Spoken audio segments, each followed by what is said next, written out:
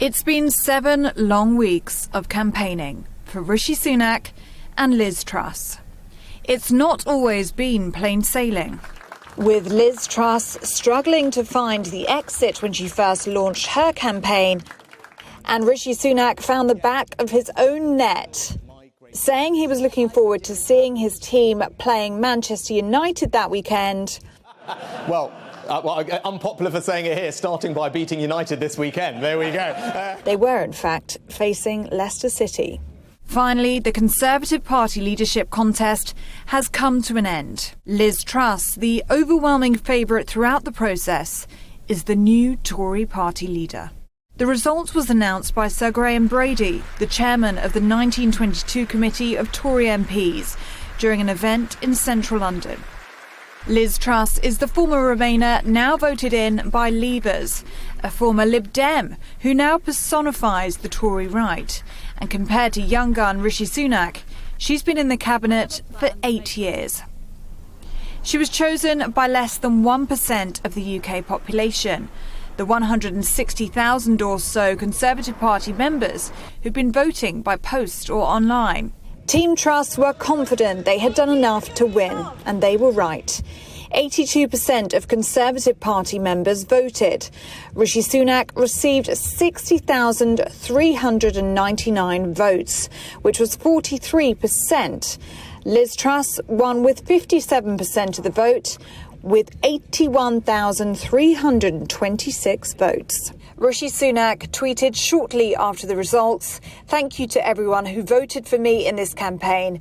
I've said throughout that the Conservatives are one family. It's right we now unite behind the new PM, Liz Truss, as she steers the country through difficult times." Well, this afternoon, Team Truss will start their onboarding process at number 10 Downing Street. But Prime Minister-elect, as Liz Truss is now, has another day to wait until she enters the door of number 10 as our new Prime Minister. Tomorrow, Boris Johnson travels to Balmoral in Scotland to formally tender his resignation to the Queen. Liz Truss will travel there too, and when Boris Johnson leaves, she will be formally invited by Her Majesty to form a government. In doing so, Liz Truss will become Britain's third female Prime Minister. She has forged her image in homage to the first, Margaret Thatcher. If it's not her promises of tax cuts, tough words against striking unions, then it's the pictures of her standing atop a tank, or the meme-defining moment when she vented her anger over cheese imports into Britain. We import 2/3 of our cheese. That is a disgrace. While most political leaders have a honeymoon period, Liz Truss will stand in the face of a hurricane. The new Prime Minister inherits a flagging economy with inflation at a 40-year high. The Labour Party argues that people are desperate for help and need to know specifics.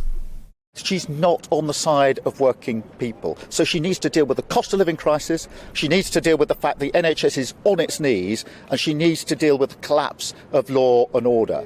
And there can be no justification for not freezing energy prices. There's a political consensus that needs to happen. She needs to answer the question, how's she going to pay for that? Labour have been clear, it needs to be a windfall tax on oil and gas companies. So she needs to show that she actually understands and can meet the challenges that are there after 12 years of failure of this Tory government.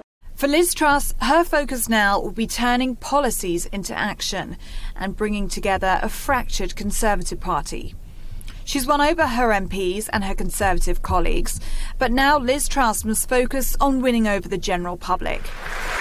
And we will deliver a great victory for the Conservative Party in 2024. Thank you. Now a nation in turmoil watches and waits to see if Liz Truss can deliver on her promises. Ellie Costello, GB News.